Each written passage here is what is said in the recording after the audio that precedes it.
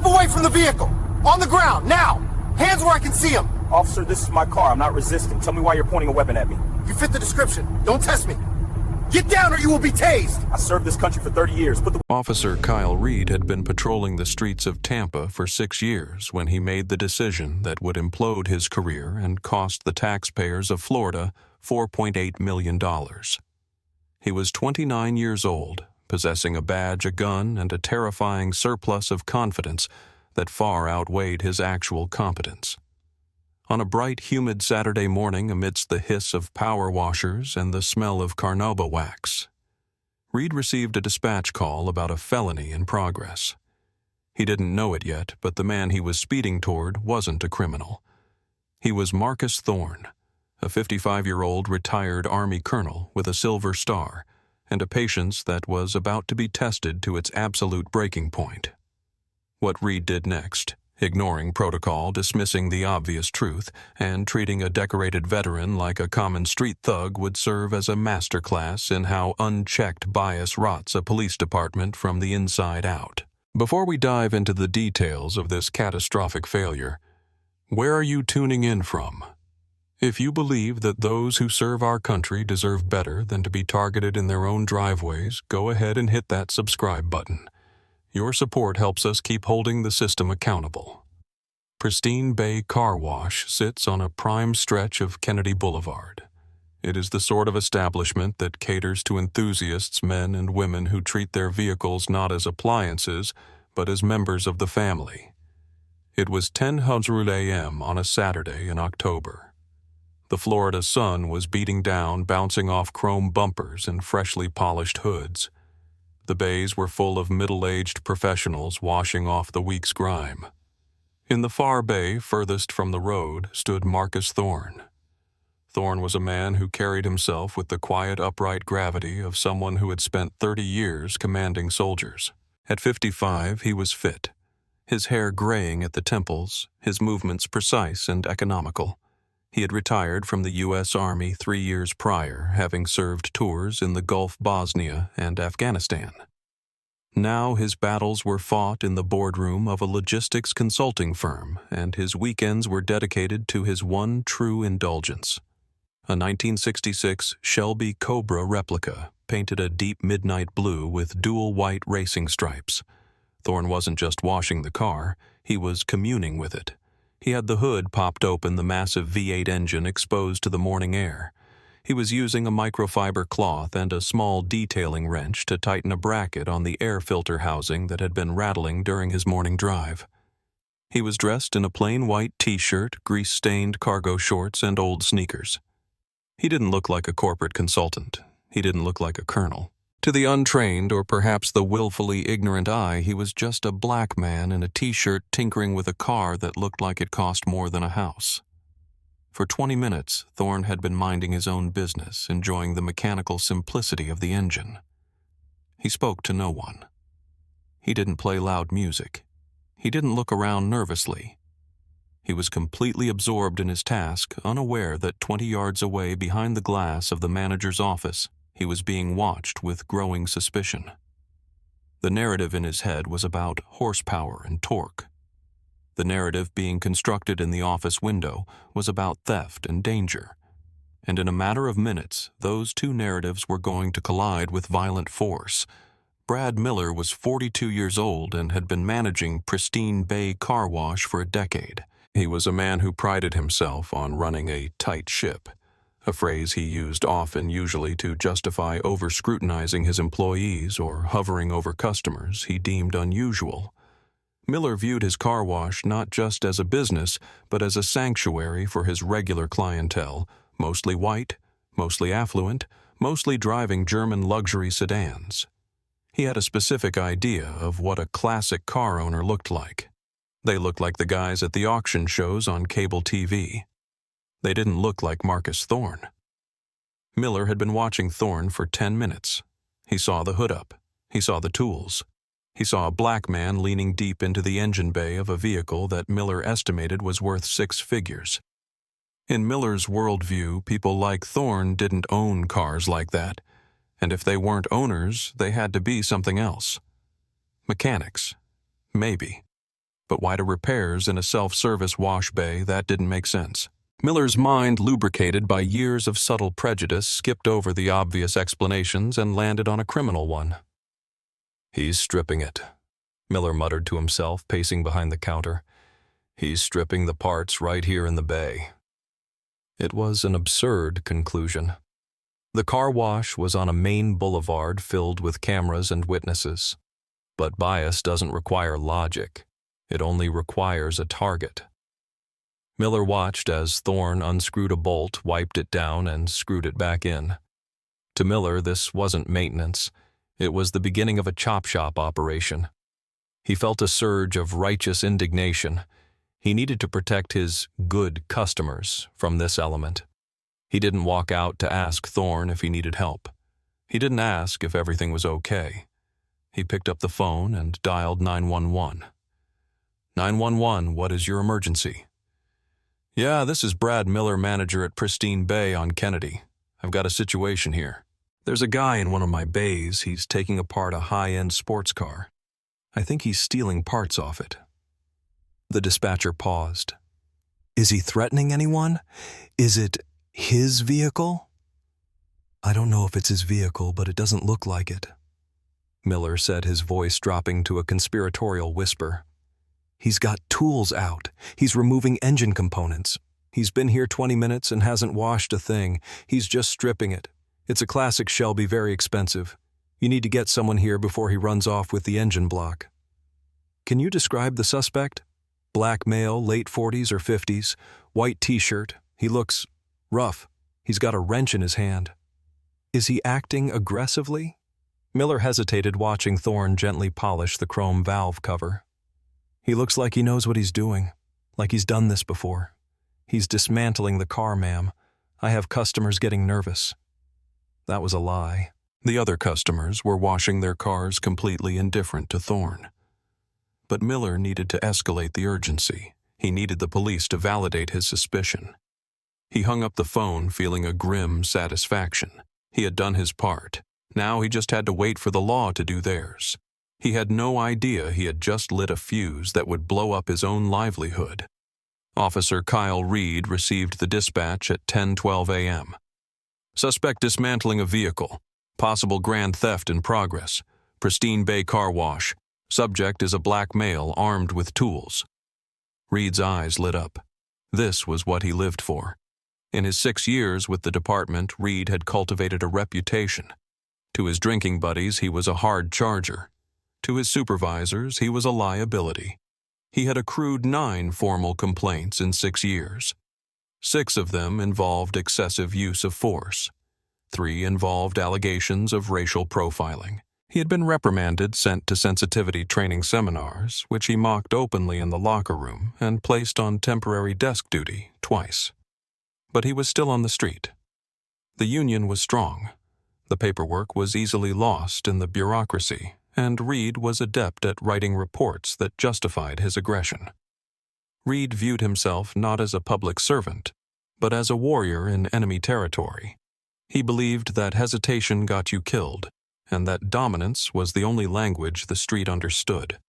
When he heard black male and high-end car and theft, his mind didn't ask questions. It formed a conviction. He wasn't going to investigate a potential misunderstanding. He was going to intercept a felon. "I'm en route," Reed radioed, flipping on his lights and sirens. He slammed his foot on the accelerator. As the patrol car wove through Saturday morning traffic, Reed's internal monologue was already writing the arrest report.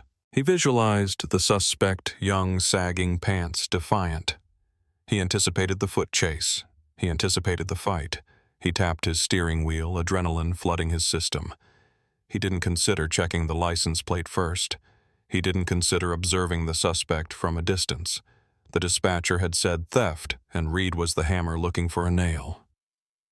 Back at the car wash, Marcus Thorne had finished tightening the bracket. He put the wrench back in his canvas tool roll and wiped his hands on a rag. He was admiring the shine on the fender, thinking about taking the long coastal road home. He felt the sun on his neck, a pleasant warmth that reminded him of better days. He had no idea that a 4,000-pound missile driven by a man with a badge and a bias was 2 minutes away. Reed turned onto Kennedy Boulevard, cutting across 2 lanes of traffic. He saw the sign for the car wash. He killed the siren but kept the lights flashing, wanting the element of surprise. He spotted the blue Shelby in the end bay. He saw the black figure standing next to it. That was all the confirmation he needed. He didn't see a retired colonel. He didn't see a man polishing his pride and joy. He saw a target. Reed pulled the cruiser directly across the entrance of the bay, blocking the Shelby in. He threw the door open before the car had come to a complete stop. His hand was already on the grip of his service weapon. There would be no "good morning," no "is this your car?" There would only be force. Marcus Thorne looked up as the police cruiser screeched to a halt, blocking his exit. The sudden intrusion of noise and flashing lights shattered the peaceful Saturday morning atmosphere. Before Thorne could even process why a police officer was parking aggressively in front of him, Officer Reed was out of the car, using the door as a shield, his hand hovering dangerously close to his holster. "Step away from the vehicle. Now." Reed screamed, his voice cracking with artificial intensity. Thorne blinked. He had spent 30 years in the military. He had been in combat zones where commands meant life or death. He recognized the tone immediately. It was the sound of a man who was afraid, untrained, or overly aggressive. Thorne didn't flinch. He didn't run. He slowly placed the rag he was holding on to the hood of the Shelby and turned to face the officer, keeping his hands clearly visible at his sides. "Officer," Thorne said, his voice a deep, resonant baritone that carried easily over the hum of the pressure washers. "Is there a problem?" "I said, step away from the car. Get on the ground. Do it now." Reed advanced, drawing his taser with his left hand, while his right hand stayed on his gun. He was closing the distance fast, violating every de-escalation protocol in the book. Thorne did not get on the ground. He stood at attention, a reflex honed by decades of discipline. "I am not getting on the ground, officer. I am washing my car. If you can tell me what the issue is—" "Stop resisting," Reed yelled. "You are disregarded lawful orders. Get on your knees and interlace your fingers behind your head." By now, the other customers in the car wash had stopped what they were doing. The hiss of water died down. People were stepping out of their beige phones, coming out. They saw a uniformed officer screaming at a calm, older black man standing next to a classic convertible. "I am not resisting," Thorne said, enunciating every syllable. "I am the registered owner of this vehicle.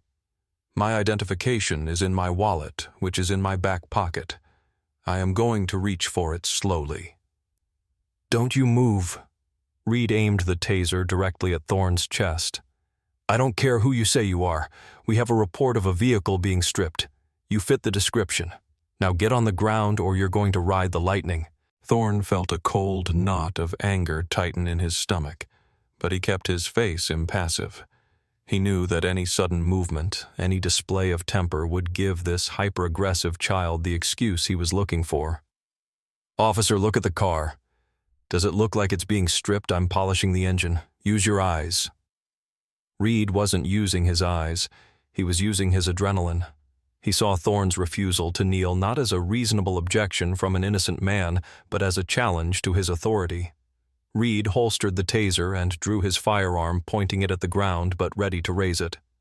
"Last warning, on the ground." Thorne looked at the gun. He had faced down insurgents and enemy combatants. He was not going to kneel in the dirt for a traffic cop on a power trip. "I am a retired colonel in the United States Army," Thorne said, his voice hardening. "I am not a threat to you. Put that weapon away before you make a mistake you can't undo." Reed heard "Army" and sneered. In his mind, this was just another lie criminals told to get out of trouble. He rushed forward, closing the final gap, and grabbed Thorne by the shoulder, spinning him around. The physical contact was sudden and unnecessary. Reed shoved Thorne against the side of the pristine Shelby Cobra. The metal groaned slightly under the weight, a sound that pained Thorne almost as much as the rough handling. Reed kicked Thorne's legs apart, forcing him into a search position. "You're under arrest for grand theft auto and resisting an officer," Reed barked, grabbing Thorne's left wrist and wrenching it behind his back. "You are making a grave error," Thorne said through gritted teeth. The angle of his arm triggered a flare of pain in his shoulder, a souvenir from an IED blast in Kandahar years ago. "My registration is in the glove box. My military ID is in my wallet. Check them." "Yeah, I bet," Reed scoffed. He pulled the other arm back, slapping the handcuffs on with vindictive force. He tightened them until they bit into the skin far tighter than regulation allowed. "Let me guess, you're a war hero. You guys always have a story. It's called stolen valor, pal. Lying about service is a crime, too." Thorne's jaw tightened. Being called a thief was insulting. Being accused of stolen valor by a man who treated a badge like a hunting license was intolerable. "Check. The ID." "I'll check what I want to check," Reed said. He patted Thorne down aggressively, reaching into his pockets. He pulled out a leather wallet. He flipped it open, glancing at the driver's license. Marcus Thorne. He ignored the military ID tucked behind it. "Okay, Marcus. Doesn't prove the car is yours. You could have swiped the keys. We got a call saying you were taking the engine apart." "I was tightening an air filter bracket." Thorne said, his head pressed against his own car. "Look at the tools. It's a detailing kit." "Shut up," Reed snapped. "You're done talking." Reed turned Thorne around to face the growing crowd of onlookers. A woman in the next bay, a soccer mom in her 40s, was filming with her phone. A man in a business suit was doing the same. "You all need to back up," Reed shouted at them. "This is an active crime scene." "He didn't do anything," the woman shouted back. "He's been here for half an hour washing his car. We've been watching him." "Back up or you're next for obstruction," Reed threatened. He turned back to Thorne. "See that you're causing a scene, disorderly conduct. Add it to the list." Thorne looked at Reed with eyes that were cold and assessing. He was memorizing the badge number 4922. He was memorizing the name tag, Reed. "Badge 4922, Thorne said quietly. "I am requesting a supervisor immediately." "You'll get a supervisor at the station when I book you," Reed said. He grabbed Thorne by the triceps and marched him toward the patrol car. Thorne walked with dignity despite the pain in his shoulder and the humiliation of being paraded in front of strangers. He didn't struggle. He didn't shout. He let the video cameras capture the contrast, the frantic, aggressive young cop and the composed older veteran. Reed opened the back door of his cruiser and shoved Thorne inside. The plastic seat was hard and cramped. "Sit tight. I gotta inventory your little chop shop project." Reed slammed the door, leaving Thorne locked in the sweltering heat of the car, while Reed turned back to the Shelby to conduct a search he had no probable cause to perform. With Thorne secured in the back of the cruiser, Officer Reed felt a surge of triumph. He had his suspect. Now he just needed the evidence. He walked back to the Shelby Cobra acting as if he had just secured a major drug bust rather than harassing a senior citizen. He approached the open driver's side door of the classic car. Legally, Reed was on thin ice. He hadn't confirmed the car was stolen. He hadn't run the VN. But Reed didn't care about the Fourth Amendment right now. He cared about finding something, anything, to justify the arrest. He leaned into the immaculate interior of the Shelby. The leather seats smelled of vintage conditioning oil. The dashboard was polished walnut. Reed started rummaging. He opened the center console, tossing a pair of expensive sunglasses onto the passenger seat. He opened the glove box. A thick leather folder fell out. Reed picked it up. Inside were the registration documents, insurance cards, and a certificate of authenticity for the vehicle. The name on every document was Marcus Thorne. Reed stared at the papers. A smarter officer would have stopped there. A smarter officer would have walked back to the cruiser, apologized, and released the man. But Reed was too deep in his own ego. If the car was legal, He reasoned then Thorne must be guilty of something else, maybe drugs, maybe a weapon, maybe a... Reed threw the registration papers onto the floor mat of the car, indifferent to the dirt. He reached under the seats. He popped the trunk release. He walked to the back of the car and began rifling through Thorne's detailing bag. Waxes, polishes, microfiber towels. Nothing illegal. Then he found a small velvet-lined box in the side pocket of the trunk organizer. He opened it. Inside was a purple heart and a silver star. Thorne had picked them up from a framing shop earlier that morning to have them remounted. Reed looked at the medals. For a split second, doubt crept in, but he squashed it. "Pawn shop," he muttered. "Probably stole these too." He tossed the metal case onto the passenger seat, not bothering to close it. The silver star slid out and fell between the seats. The crowd was getting louder. "Hey!" the man in the suit yelled. "You can't just tear his car apart. That's a classic." "Sir, step back!" Reed yelled, his hand going to his hip again. "I am conducting an inventory for impound." Reed went back to the cruiser.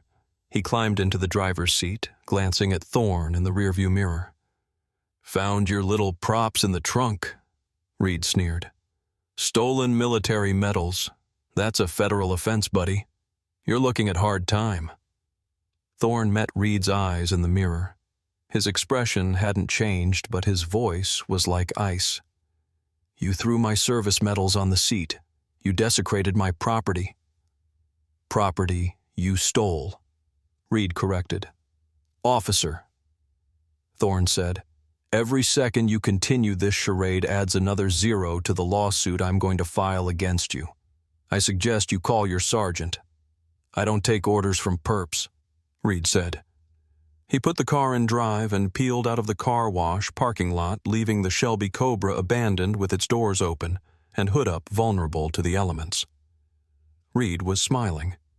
He thought he had won. He was driving Marcus Thorne to the precinct, but in reality he was driving himself straight to the unemployment line. The drive to the District 3 station took 15 minutes. Reed spent it listening to aggressive talk radio, ignoring Thorne entirely. When they arrived, Reed pulled into the sally port, hauled Thorne out of the back, and marched him into the processing area. The desk sergeant on duty was Hank Reynolds. Reynolds was 54 years old, a former Marine staff sergeant who had been policing for 25 years. He was the kind of cop who knew the name of every shop owner in his sector. He looked up from his computer as Reed dragged Thorne toward the booking desk. Reynolds' eyes narrowed. He didn't look at Reed. He looked at the prisoner. He saw the posture. He saw the haircut. He saw the eyes. Game recognizes game. "What do we have, Reed?" Reynolds asked, his voice low. "Grand theft auto resisting stolen valor," Reed announced proudly, dumping Thorne's wallet and the evidence bag on the counter. "Caught him stripping a Shelby down on Kennedy. Claims he's a colonel. Found these fake medals in the trunk." Reynolds picked up the wallet. He opened it. He pulled out the military ID. It was a chaotic mess of plastic, but Reynolds knew exactly what he was looking at. Colonel Marcus Thorne, U.S. Army, retired. Reynolds looked at the ID. Then he looked at the medals Reed had tossed on the counter. He recognized the silver star immediately. He knew you didn't buy those at a pawn shop. "Reed," Reynolds said, his face draining of color, "did you run the plates on the car?" "System was down," Reed lied, "but the manager ID'd him as a suspect." "Uncuff him," Reynolds said. "What?" Reed blinked. "Sarge, he's a flight risk. He was resisting." "I said take the damn cuffs off him right now," Reynolds roared, standing up. The entire booking room went silent. Reed fumbled for his keys, confused by the sudden aggression from his superior. He unlocked the cuffs. Thorne rubbed his wrists where deep red grooves had formed. Thorne looked at Reynolds. "Sergeant, I believe you served in the Corps." Reynolds nodded, walking around the desk. "1st Battalion, 5th Marines, sir." "Colonel Marcus Thorne, 101st Airborne," Thorne said softly. "This officer assaulted me, kidnapped me. Illegal, searched my vehicle and discarded my silver star on the floor of my car.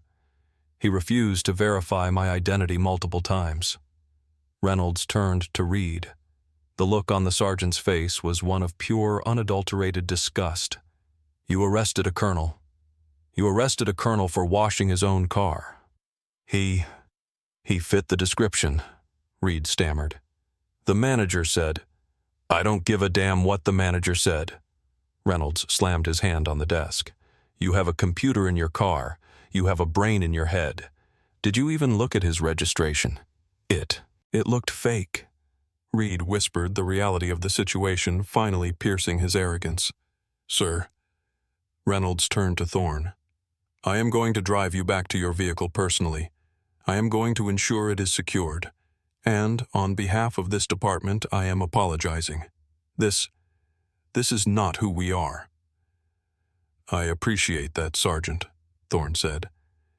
But based on this officer's performance, I'd say this is exactly who this department is. And we're going to have a very long conversation about that. Reynolds looked at Reed. Badge and gun.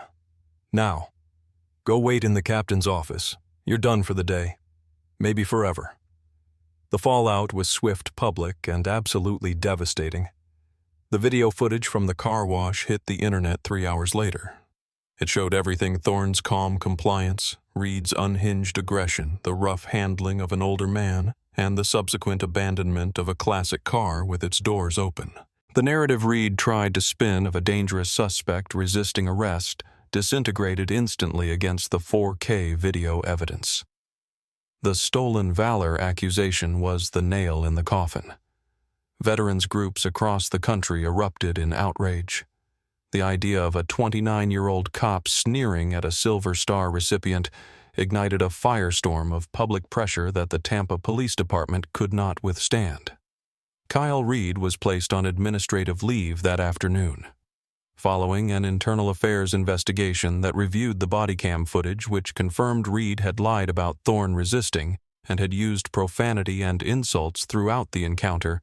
Reed was fired. His name was added to the state's decertification list, ensuring he would never wear a badge in Florida or likely anywhere else ever again. Brad Miller, the manager who made the call, fared no better. Pristine Bay Car Wash faced a boycott so severe that the owner fired Miller within 24 hours to save the business. Miller was named in the civil suit for his racially motivated 911 call.